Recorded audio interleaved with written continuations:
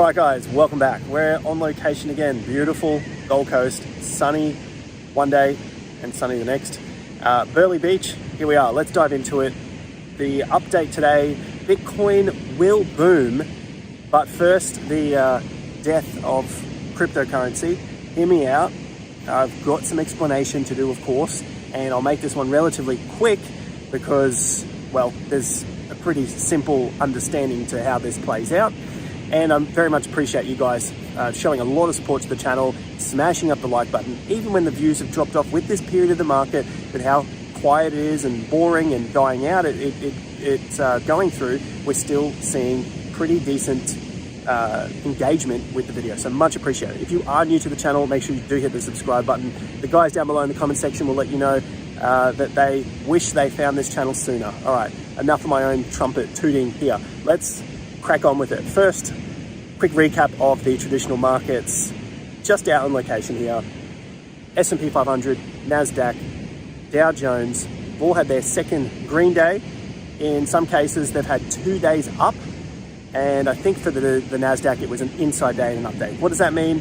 Essentially, still need more time to decide whether this is the bottom that the stock markets have seen, or if we've got a little further to go.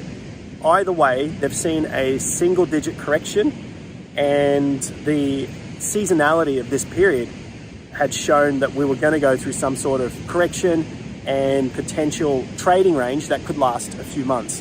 What does this mean for Bitcoin and cryptocurrencies? Well, if these markets die off, essentially the investor hype loses some interest, you'd expect Bitcoin and crypto to also lose some sort of interest. We haven't seen the really strong rebound for Bitcoin and crypto, especially with their volume, especially with the trading volume as well. So what the retail investors, where they would be trading, we haven't seen a lot of volume pick up on those exchanges. So that's something that I'll definitely keep an eye on in this period. We typically see the highest volume around the peaks. It's exactly what we saw in March as well. And at the time, we were looking at a lot of metrics suggesting that that was going to be potential top or pause. It wasn't popular at the time. So, you know, if you weren't following then and you only seeing this now, great, follow along. We'll continue to update you with stuff that I guess the old O-faces don't want you to hear, or they just don't see any value in telling you because, well, it doesn't do anything for their bottom line. They need to be making money off clicks, okay? So anyway, traditional markets, even if this isn't the bottom, it seems like we are somewhere around that period. I'm very cautious of saying that it is the low or it isn't low, because at the end of the day, no one knows what's going to happen in the market. We're just trying to work off probabilities and hopefully swing the probabilities in our favor. And so far, we've been doing relatively well with that. And, you know, good things come to those that have patience and that continue to follow up on the objective data rather than the subjective stuff and getting hyped up with the emotions. So cycle and the seasonality suggests that we could see that sort of late Q2 or Q3 until we get closer towards the election. And in which case, what we've seen pretty much most elections, as I've pointed out on the channel, is that you'd see the market die off again leading into the election. I was going to say recession. We don't have one of those, and that's very important to understand too. After the election, you'll start to see markets pump. So that would be Q4, probably the November, December period, right? Now, looking at recessions, incumbent presidents that have had a recession in their year have a 20% chance. I mean, I'm trying to remember this all off the top of my head, but there's a really low probability of getting re-elected. And so I think what's going to happen is you'll probably see the Fed and everyone else do everything in their power, basically more spending to keep the president in power. That's essentially what happens with this, with the presidencies and the elections. So there's a much higher chance. It was roughly 78% or 80% chance that the current President Biden would get re-elected if there is no feeling of recession, or less feeling, essentially, of recession. Now, we had huge feelings of recession in 2022 and 2023, so luckily they didn't have the election then, but there's obviously less feeling of recession now, so it might be more in their, for their interest to be able to get re-elected this time around. Either case, whoever side you're on, I don't care. It doesn't matter. They all do the same thing over and over again. That's a story for another day when it comes to politics, but essentially it's the same nonsense over and over again, which is why the 18.6 year cycle continues to repeat. that might be something that we can continue to talk about as we get closer to the election. As per usual, markets are up, cycles are up, Bitcoin will boom. So we've got that out of our way, looking at what I think, anyway, from my analysis, is going to happen for the stock markets, whether we do go into this bit of a sideways churn, you know, not reaching new all-time highs, which is really where the retail market gets super excited about the market, which could lead Bitcoin to dying out as well. We haven't seen the volume come back. We've seen the 67K get met. Today, it got rejected just slightly. We might see a little bit higher, so we've got to, you know, keep our wits about us. There are targets to the upside. 69K's next, and 71K, which is where it's been rejected from before. So super important numbers to look at. But for cryptocurrencies, the old death of crypto, typically what we've seen with each cycle previously, so we've got a couple of cycles to work from now, but even so, you can see cycles within cycles. And from these times, if Bitcoin is to die off, you typically will see cryptos also die off. And they're dying off against their Bitcoin value. Now, you might remember in the last couple of videos, I said now might not be a bad time to be looking at DCAing into cryptos. I say that because, well, do you want to be getting into crypto when everyone else is getting into it and they're all pumping? Or do you want to be getting into them when they're potentially trending around some sort of bottoming pattern, knowing full well that they could go lower? But we have seen many cryptos down 60% from their highs. That's 60% in USD value and 60% in BTC value. So when you compare your alt against Bitcoin. So I've talked at length about finding your strong versus your weak cryptocurrencies.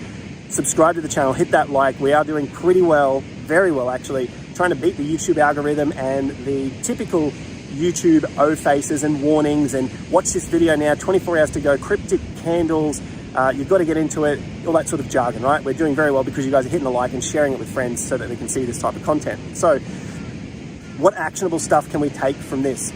So Bitcoin is sort of cooling off. It's been up 6 months in our swings, 7 green months. That's massive, massive, massive moves. There's still more to come. I still think there's a wave 5 to come, a big move to the upside. But if we get the cooling off, then we could potentially see cryptos down further, more greater entry opportunities, but you've got to pick the right ones. You've got to be getting into the right ones. And of course, as I've said, I looked at the strong versus the weak in the last couple of videos, so I'll leave a link to those at the end of this so that you can follow along there. Those price points for Bitcoin, the breakdown of 59 is obviously a key level. The levels below that, roughly 56 and 53K. Does it get there? Who knows, right? But as long as you've got on your plan, there is a possibility of that, then you know what to do. Get in a little bit where you feel comfortable and then have some backup if it goes lower. Then if it doesn't go lower, you've got that backup to enter on confirmation of the uptrend. That is the beauty about being a trader and a medium-term investor. You've got opportunity no matter what. You don't have to worry about it. The biggest thing is you don't get these opportunities so often, say for cryptocurrencies. So choose the right ones. You've always got an opportunity, something's going to pop up, just make sure you get into the right one. So we've talked about that plenty of times. So the death of crypto. Previous cycle, for example, 2020, Solana as an example, we saw Solana fall 90% in USDT value, USD, and in Bitcoin value through the second half of 2020. This is what the death of crypto looks like. 2023, we saw the death of crypto through the low in June and then to the low in September. There was also a quick dump in March, which was the old banking crisis. So there's plenty of potential deaths in crypto coming up. This is all the death in crypto is. That's why I said, hear it out. You'll see it over and over again. If there is multiple days down, then you're going to see multiple videos of the possibility of collapse, right? So that is something else to look out for.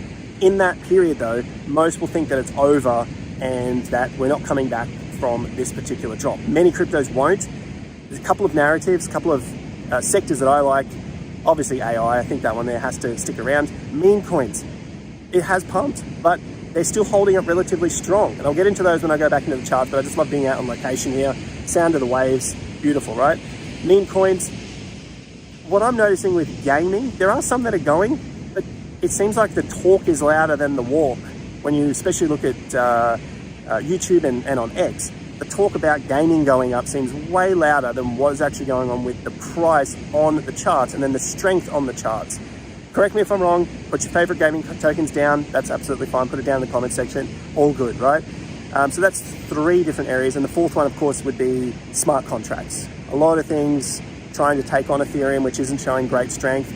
Obviously, Solana doing very, very well. There, look at some of the stronger narratives leading into the next move. There will be, I think, anyway, a death of crypto because of where we currently sit structurally for BTC, for many of these other cryptos, and where we are in the election year, and of course where the stock markets are, because they're starting to get their heads around the possibility of no interest rate cuts, pausing of interest rates, and a potential interest rate increase, something that we've talked about before. So I won't toot my own horn again, as some of you guys have been pointing out.